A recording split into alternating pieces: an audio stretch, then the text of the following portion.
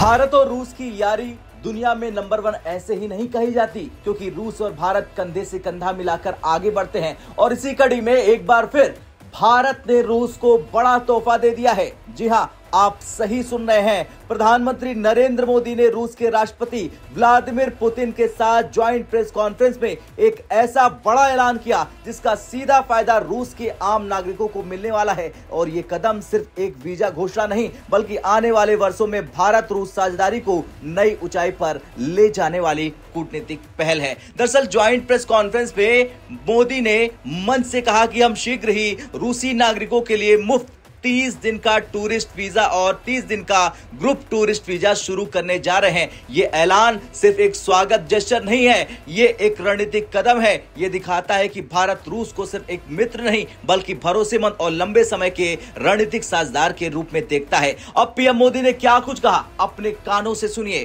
Friends, दोनों देशों के बीच कनेक्टिविटी बढ़ाना हमारी मुख्य प्राथमिकता है। हम INSTC, नॉर्दर्न सी रूट, चेन्नई व्लादिवोस्टोक कॉरिडोर पर नई ऊर्जा के साथ आगे बढ़ेंगे। मुझे खुशी है कि अब हम भारत के सी फेरर्स की पोलर वाटर्स में ट्रेनिंग के लिए सहयोग करेंगे। यह आर्कटिक में हमारे सहयोग को नई ताकत तो देगा ही, साथ ही इससे भारत के युवाओं के लिए रोजगार के नए अवसर बनेंगे। उसी प्रकार से शिप बिल्डिंग में हमारा गहरा सहयोग मेक इन इंडिया को सशक्त बनाने का सामर्थ्य रखता है। यह हमारे विन विन सहयोग का एक और उत्तम उदाहरण है, जिससे जॉब्स, स्किल्स और रीजनल कनेक्टिविटी सभी को बल मिलेगा।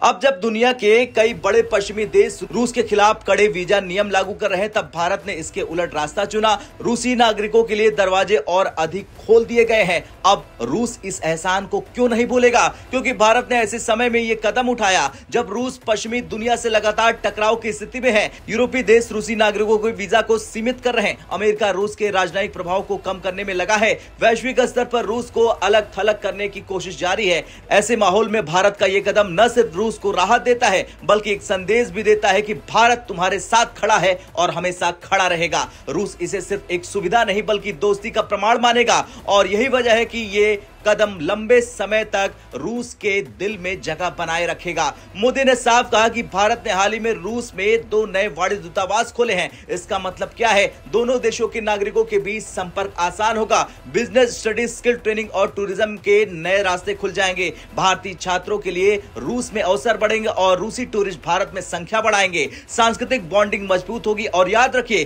कोई भी रिश्ता तभी मजबूत होता है जब जनता से जनता यानी पीपल टू पीपल कनेक्ट मजबूत हो जाए। मोदी का यह कदम उसी दिशा में एक बड़ा पुल साबित हो रहा है। अब पीएम मोदी ने स्किल ट्रेनिंग और स्कॉलर एक्सचेंज को लेकर क्या कहा, जरा ध्यान से सुनिए। आज हमने इस नींव को और मजबूत करने के लिए सहयोग के सभी पहलुओं पर चर्चा की।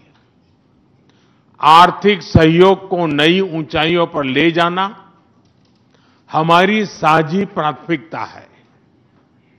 इसे साकार करने के लिए आज हमने 2030 तक के लिए एक इकोनॉमिक कोऑपरेशन प्रोग्राम पर सहमति बनाई है।